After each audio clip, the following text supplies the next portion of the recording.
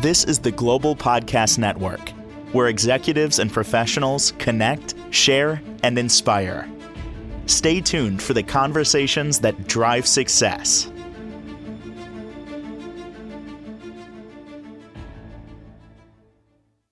Lynn Winters joining us again. Excited she's back here, and congratulations as our professional of the year. Always excited to have her back here today. And if you don't know who she is, well, we're going to learn a little bit about Kiyuka Energy Art. We're going to talk about self-hypnosis, past life regression, energy work, and all that she does today. So first and foremost, please welcome back. How are you? I'm very well, thank you. Great. Tell us a little bit about what it is that you do before we get to our topics of the day. I'm a Reiki master and certified in hypnosis, and I do Reiki wisdom circles and certified group hypnosis and also past life regression hypnosis. And I also do one-on-one consultations. Perfect. And you're based out of the Finger Lakes area up in New York Yes, State, but you're working with people all over the world, right? yes, I am. And I also have Winter's self-hypnosis recordings that people can use anywhere. Perfect. Well, for today, what is the first topic you wanted to start with? Well, I get a lot of questions on why is change so hard. And so I thought I would talk about that a little bit. And the reason that change is so hard, just to make it simple, is you are designed with two programs that impact your ability to change. And one of them is survival, of course, because you're part animal. And Yep. it's really important for us to remember what's dangerous and to not do it again. And so that's in your program. The other part is when you experience something that may be traumatic to you, or something that's negative, or something that seems negative, it's your brain and body sort of take a snapshot of that, and you remember not to do that again. And so, because you are someone that wants to survive, you look for the trouble kind of before it happens. So you're always living kind of in an alert state and trying to head it off at the pass. And oftentimes those things become programs, and you look for trouble where it isn't and make your choices from that place. And so it kind of gives you a place to live in stress all the time because you're looking for things. And part of it is the design of you, because if a Tyrannosaurus Rex is coming after you, you don't want to do that again. However, it causes us to live in constant stress, and we're not meant to live in constant stress. We're meant to have stress be a very short, temporary situation that we can get out of and then just graze or just love our family or create something. But we can't be in two states at one time. We can't be in stress and survival, which is survival, and creativity at the same time. We can only be in one state at the same time. And so that's why it's so hard for us to change. Change is just so scary. It is. And I just feel like with the pandemic, it just hit us all because finally at once we all experienced something in the world, worldwide. Everyone was going through it. Talk about change, right? Loss of job, Yeah. loss of life, loss of school. I mean, it was just wow. So I always look back to that now and I say, if we could change, that was the biggest bump and hurdle I think a lot Yeah. of us have ever faced. It's okay. We came out okay. Most of us, right? But for the most part, do you know what I'm saying? So we got to Yes. look back to where in a time out of life that we did have to pivot and change. And with that one, the ones that are here, we survived. So I feel like that's just good in knowing that. I think Really. that that's a really good point, to really Yeah. remember that you can survive anything. Hmm. Anything. You can survive anything. Got It's it. just the definition of what survival may be. I think it's more about what makes it so difficult is that we have this idea that staying the same Yeah. is a positive. And we didn't come here necessarily to stay the same. We came here to evolve and to change and to get deeper. And so I think shifting our perspective on different doesn't mean bad, it just means different. And seeing that we have survived a lot of things, and actually it's improved us. And so I think you're absolutely right. Just shifting that perspective is really, really important. Got it. Well, thank you. And I know you want to discuss a little bit about doors. What are these three doors? Is that next for us? Yes. The Tibetans, which I highly respect, they're just so amazing and so deep. They actually live practices. That's the way Okay. they live their life. It's not like something they visit and then go off and live a different life. They live in an evolution and have a different perspective on everything. And one of the things that really stuck with me that I learned about is called three doors. And the three doors are the key to change for them. It's actually for all of us. And that is what you think, what you feel, and how you act, your activities. And so if we want to conquer change and change something about ourselves, whether it's smoking or our behavior of not to worry about something or whatever it is, everyone has something or several things that they really want to change. Mm-hmm. It's really important that we put our consciousness on those three doors and give the attention of what it is that we're thinking, what exactly are we thinking, what repeated thoughts do we have over and over and over, and do we want to live those repeated thoughts? And those thoughts cause us to feel certain emotions.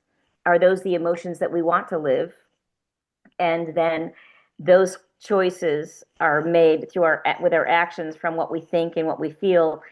Are those choices supporting the person that we really want to be, or are they supporting an old thought that accompanies an old feeling and causes us to behavior again in a way that we don't want to? So looking at having a consciousness for those three doors, what we think, what we feel, and the choices are how we act. We have to put our consciousness on those. And when we decide to change something, we have to remember that really everything is always about energy. It's always about energy. And so the thoughts that we have create an energy. The feelings we have, that's an energy. And the choices that we make, the activities that we do, Mm-hmm. that's an energy. And in order to do something differently, we have to interrupt what we don't want and put something else in there in that exact moment. We can't address it and have a consciousness be outside of the moment. We have to have those consciousness, those choices for what we're thinking, what we're feeling, and how we're acting be in that moment. That's the most important part of change is to be in the moment of those. And that's Got it. the hardest, but most Ah, important. oh my goodness. Thank you for that. And also for today, by the way, I know you want to discuss a little bit about meditation, hypnosis as well, but I don't know if we're ready for that yet. Am I jumping the gun? No, well, we can always talk about that and then return back. Go ahead. So the reason that meditation and hypnosis are so important to use as tools for those changes that we just talked about. So we talked about how we are designed and programmed, and we talked about how we can change those programmings, okay? But the location of change is really in your subconscious because all of your experiences in your lifetime, actually all your experiences in all your lifetimes, they Mm-hmm. are in your subconscious. And that's where the place of change is. And so when you meditate, you go from beta to alpha, and that's really good and really, really important to give yourself that experience. And next, when you go deeper and deeper, that's in hypnosis. And that's where you cross into your subconscious and you can actually change your programming. And it's a lot easier, but you still have to have free will and you still have to make choices and you still have to learn to live consciously, but you'll have a more compassionate understanding of how you got programmed that way and see that you do have choice, that there is a part of you that can override anything if you have the will and the commitment and the determination to do it. God bless. Thank you so much for that. If you are just tuning in, I know you're talking energy. We are here with our professional of the year, Lynn Winters, our Reiki master, certified hypnotist, past life regression she does, and so much more. Kayuka Energy Arts is the name of her company, and she's helping people all over the world with her energy, with her training, with hypnosis, and so much more. So for today, excited to have her back here to discuss more about, clearly how, this can help people with not only change, but so much more. And what else did you want to add to the agenda, darling? I think it's really important and I don't think that people talk about this enough, as you are putting your consciousness on what you don't want, you have to be very clear about the things that you're doing and saying and feeling that are supporting something you don't want to be. And in that location of understanding what it is that you don't want to do, you also have to understand what it is that you do want to do and put your consciousness on those things. Yeah. But you have to have self-compassion. This is not Mm-hmm. about judgment and putting yourself down. This is just about having clarity about what's no longer serving you and letting go of that and consciously putting in that place something that is much more loving to you from you. My goodness, I love hearing this. What have you done all week? Give me some examples of how this you're put. I'm not saying that in a derogatory way. It sounded like, what did you done? What have you done all week? But really, explain some of the clients that you're touching with this. Please. It's very interesting because I one of the most interesting clients that I had this week, she came in for a Reiki treatment. She doesn't live here. She lives far, far away, and she was visiting and asked if she could have a session and said that she had been really very, very stressed out over the last month or two with a lot of activities and a lot of responsibilities. And she has been working on healing codependency and not putting others ahead of herself, but incorporating herself into her own life and learning how to hold those boundaries. And so she said she felt really off and needed what she called a tune-up. So she came and we did a Reiki session. We talked first, and I asked her if she would like to do the sobriety support recording that I made of Winter's self-hypnosis. And I said it's about addiction, and everybody has an addiction to something or several things. And codependency also is an addiction.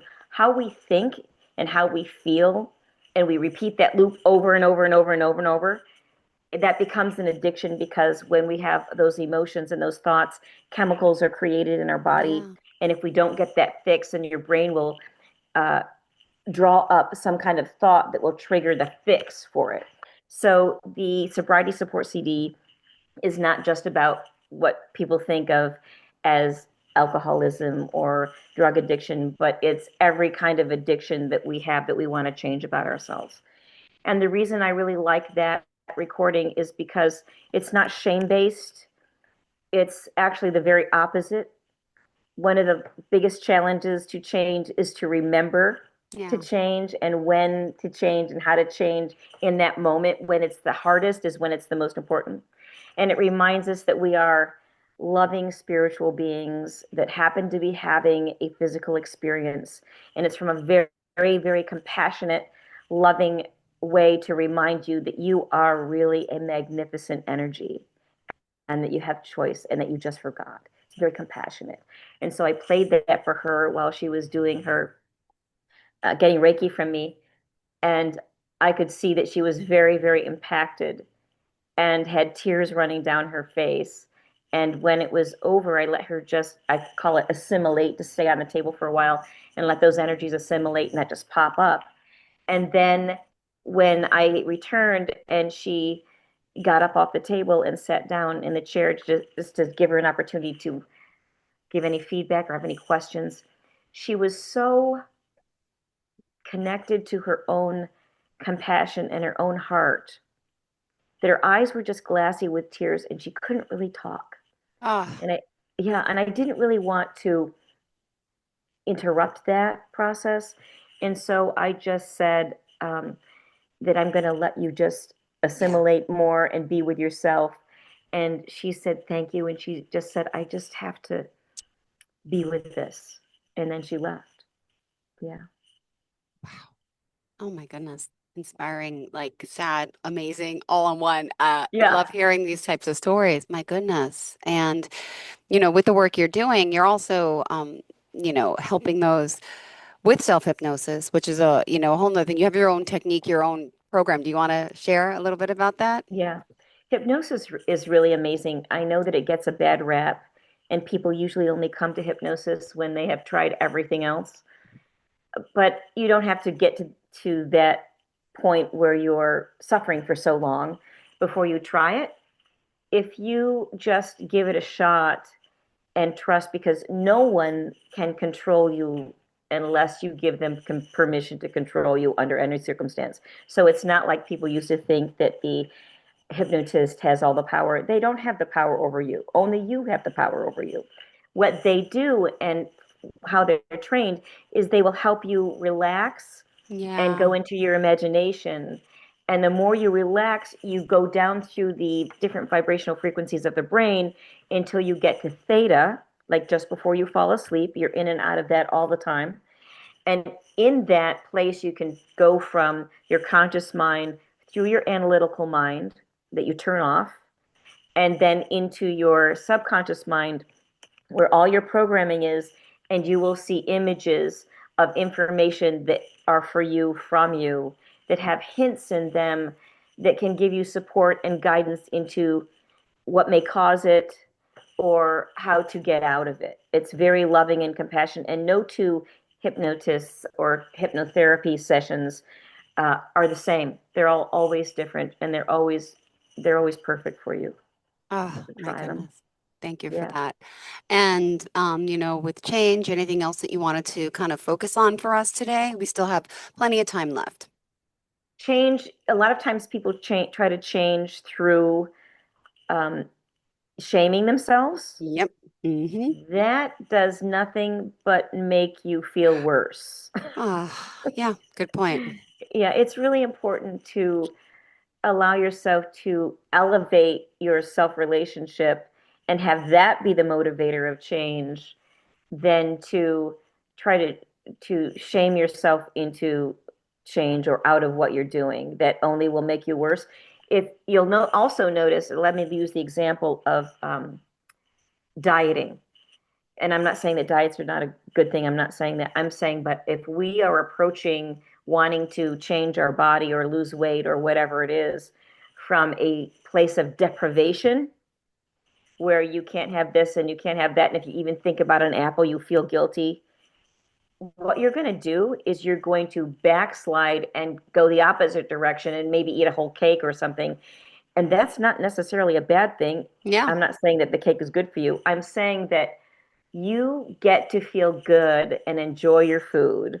And if you have deprived yourself so much that there's a part of yourself that needs to swing back into receiving, then what you need is receiving.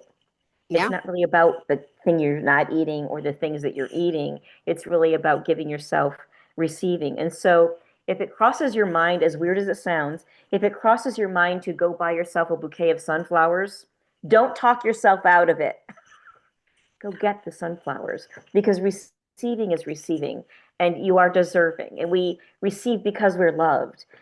So that's the kind of self relationship that's going to get you farther in your change process than approaching anything by depravity. My goodness. Wow. And, we got summer here. I'm just thinking about people's status of, the summer comes, the kids, everyone's happy, kids are out of school. It's a time of year where things seem less stressful because we're out of that game. But then the parents that have to worry about the kids during the summer, I'm thinking like, what's happening more in the summer with us, our psyche, our people, the clients that you're working with? Do you notice a change in what their needs are kind of, are we past the whole let's lose weight thing, or we're still in the height of that, right? Because everyone's trying to Yeah. do that in the winter. What happens for the summer? What are most clients coming in for? They come in because of stress. And a lot of times, Really? sometimes I see people more in the summer, and sometimes I see people less in the summer. It depends. I think that part of the approach to summer has to do with a lot of climates that have to live around the weather. Mm-hmm. And so we don't get to enjoy going out as much. And so we try to cram it all in. I think a better approach is to make a list of like 20 things that you really want to do, Okay. and then make a list of that, make 10, and then make five, and really hit the ones that you really want to do the most, and plan them at the very beginning, and then leave a lot of days where you don't do anything, Mm-hmm. where they can just be free. I think that we have a tendency to overstimulate ourselves. Mm-hmm. And I think that understimulating us is much more beneficial to having that feeling of that you really got something out of it. Less is more. Yeah. Totally. I get it. Wow. Yeah. And, with this said, someone out there today who may be feeling a little down, a little upset, a little nervous about the fact of even trying something like this that's new, that's change, right? Yeah. How do you Yeah. handle the first time clients that come in? Well, I answer all their questions for one thing and remind them that they are their own advocate. Mm-hmm. And if they feel uncomfortable or they want to start talking instead of doing hypnosis or Reiki, that they are in charge and that I will follow their lead. They're always in charge. I have never had anyone do that because what they find is that they have an opportunity to relax and to let go in a safe place. And that's what they're not used to. They're not used to having permission to be the center of attention. They're not used to taking time out of their life where they send a message from themselves to themselves that they're a priority and that they're Yeah. going to receive this care. And so they don't want to leave it. They actually return and want to incorporate that into their life more. Yeah, they have a different view of the way they're living. Oh, my goodness. Well, at Kyuka Energy Arts, there's still so much that you can help people with. And you are certified, just to let everybody know, in hypnosis. And as a Reiki master, you've been doing this for quite some time. And also as an intuitive energy worker, she's here to help you with so much. And we got to also remind everyone about the Winter Self Hypnosis series, which is something you could have take home, right? And do yourself. Yes, that's really, really important. I think the word of the day for me as a person is consistency. I think that consistency is where the reward comes in. Mm-hmm. I think that if less is more, but you're very, very consistent, and if you use the Winter's Self Hypnosis series, whether it's the stress release or the cigarette control or insomnia relief, they really will benefit you and use them consistently.